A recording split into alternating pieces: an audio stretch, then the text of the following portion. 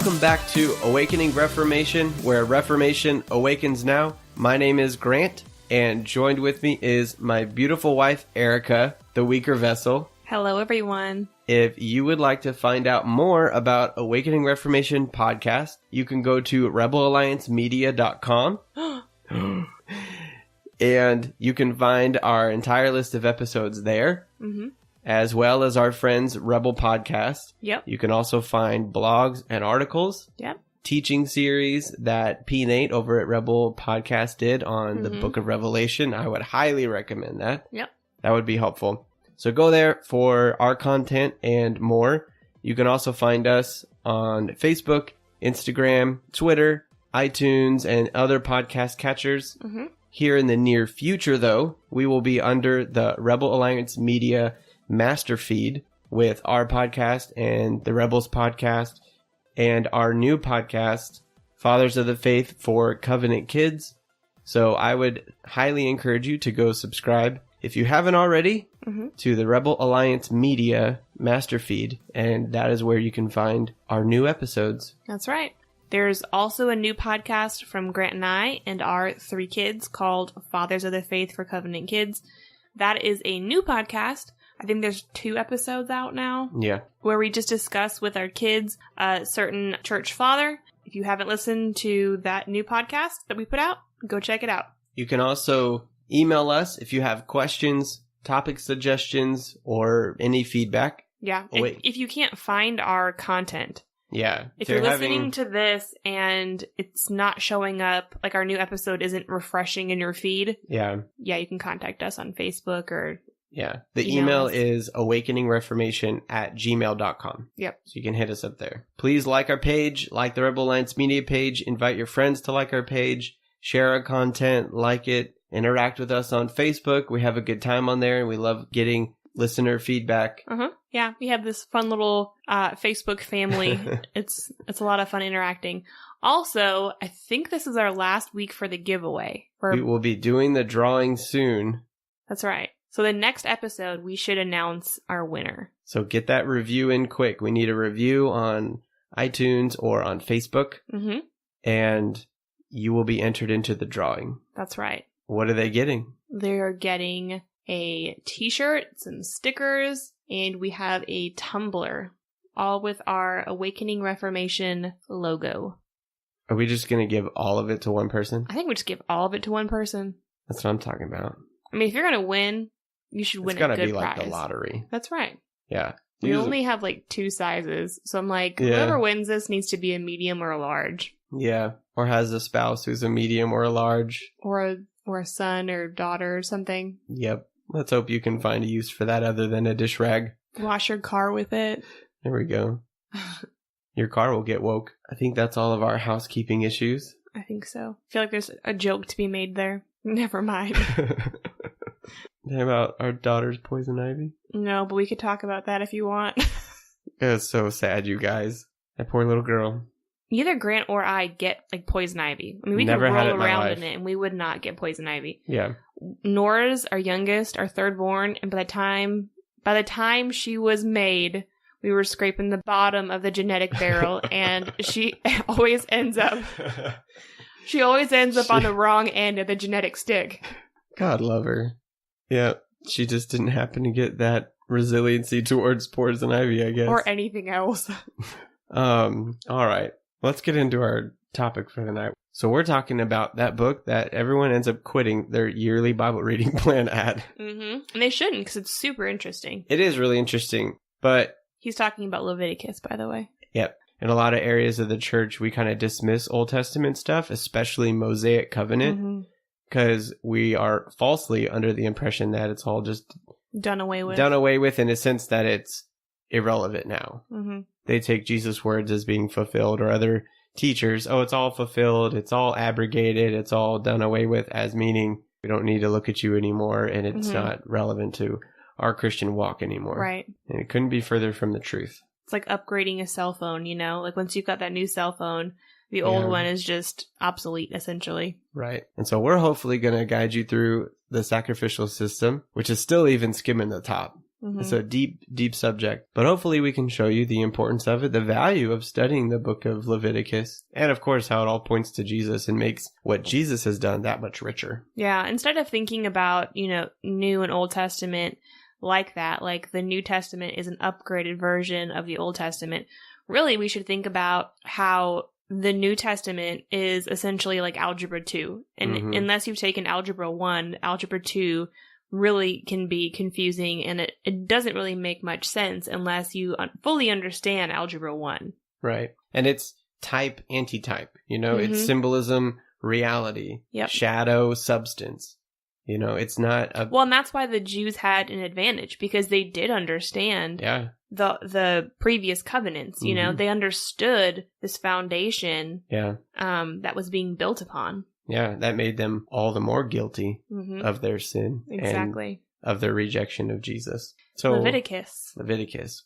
Should we start a little bit before Leviticus, though? Yeah, let's go back to the garden. We like to go there often. So in the garden, we see God making a covenant with Adam as the federal representative for all mankind.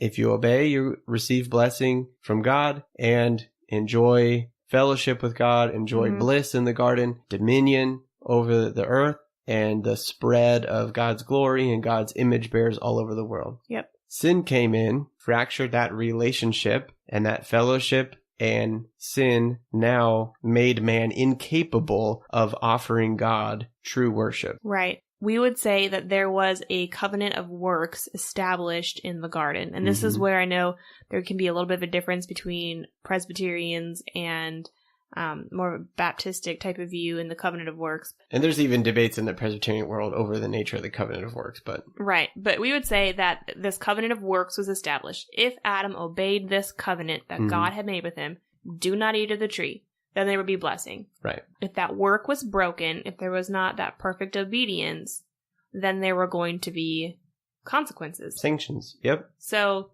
that covenant of works was in fact broken. We all know that. So what had to happen then in order for there to be a continued communication between God and man? Well, and we even see in the first gospel in Genesis 3:15, the proto-evangelion, that it was going to require death to fix the problem. So right away in the first promise of the gospel, we see that death was going to be required for reconciliation. Well, and even before that, we see God condescending and slaughtering an animal to cover the sins of Adam and Eve and their nakedness. Prior to the disobedience of Adam and Eve, they were naked and unashamed. After their sin, they realized they were naked. And then when God came to the garden to commune with them, that perfect communion was broken because they were hiding. And they said, we can't come out and see you because we're naked. And God said, who told you were naked? In order for that communion for Adam and Eve to come out of hiding and come into the presence of God again, God slaughtered that animal, and by that animal's blood being shed, now there could be a form of communion between Adam and Eve and God. So we would say that was the first sacrifice, right? And then we see Cain and Abel offering sacrifices. And then in the story of Noah, when they come off the boat, it says that Noah offered a sacrifice to the Lord.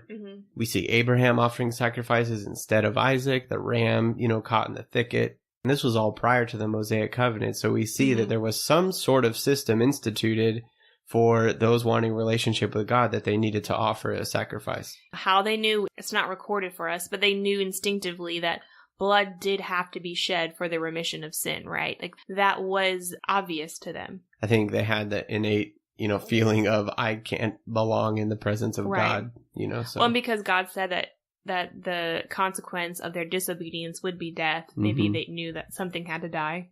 Yeah. I wonder if there was something like oral tradition. So then God brings his people out of slavery, out of Egypt, and then gives Moses all the instructions for building the tabernacle. So by the end of Exodus, they've built the tabernacle, and then Leviticus starts off with what sacrifices are supposed to be offered in the tabernacle and how they are supposed to be offered. Leviticus 1-6 talks about the instructions that God had given to the priests for each individual sacrifice. And there were 5 different kinds of sacrifices that God had instituted for the people that the priests would do on behalf of the people. And we can talk about the priests a little bit too. In Leviticus, in those first few chapters, it's very specific instructions given to the priests how to do each particular sacrifice. And that, I think, can be incredibly scary and overwhelming to read because you think there's a lot of blood, there's a lot of minute details, and I guess none of this really applies to me anymore anyway, so I'm just going to kind of like skip forward into, Proverbs or something that pertains to me somehow. The Psalms are so nice. Something like that. And so a lot of people they don't spend a lot of time in Leviticus, especially understanding the sacrificial system. And we're not claiming to be experts on the sacrificial system, but it's what I've been going through my personal devotions, and I find it super fascinating. The more you look into all these sacrifices, the more gospel shadow you see in even just the detail that God had given to the priest. Each little bit of instruction points to Jesus in some really neat way. So the priests were people who descended from the line of Aaron. Aaron was the first priest. God had set apart Aaron. So Moses consecrated Aaron and his sons. Mm-hmm. And then for the remainder of the temple period, it was Aaron and his sons who were the priests over these sacrifices that were done on behalf of the people. And they were from the tribe of Levi, right? Mm-hmm. Wasn't it the Levi tribe that was... The Levites. The Levites. With the priestly tribe. Yep. And there was a particular washing that happened of the priests, and their garments were very particular. God went to painstaking efforts to make sure that every little bit of these priests and the sacrifices that they were going to administer were done to correctly mirror and shadow the Christ that he was going to send in the future.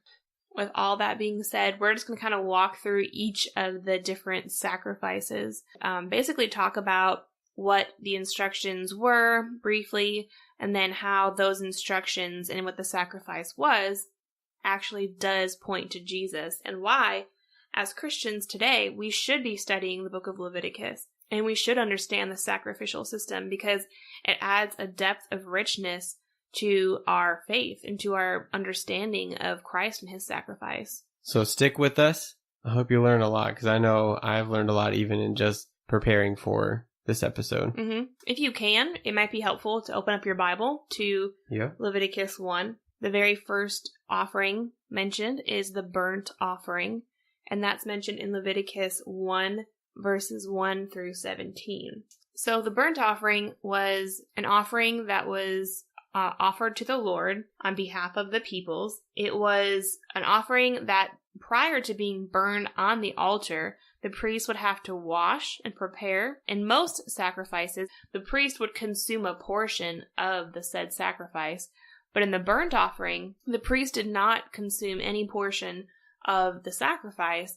The entire animal was burnt as an offering to the Lord. After the animal was washed and placed on the altar, the priest would put his hand on the head of the animal. Before Jesus' ministry and sacrifice of himself, he got baptized and he was washed before he became our burnt offering. And when the hand of the priest was placed on the animal, that signifies a transference of like headship, right? Mm-hmm. Yeah. It conveys guilt. Mm-hmm. So whatever it was, that you are guilty for, you are placing on the animal. Mm-hmm. And the Hebrew word there for placing the hand on is even to like lean on, which I think speaks a lot about complete dependence and even our faith. Mm-hmm. So. Well, and this is a foreshadowing to Christ becoming a head for his church, right? Mm-hmm. We know that Adam was our federal head. Even when the priest put his hand on the head of the animal, he was saying, like, we're an Adam. We need to have a new head. We need to have a new federal head. Right. And so that pointed back to the covenant of works and how Jesus would ultimately fulfill that covenant of works. Mm-hmm. Right. We need a head that's unblemished. Mm-hmm. Which is another requirement for the animal. The animal had to be unblemished. Yep. There could not be any abnormality or imperfection in the animal.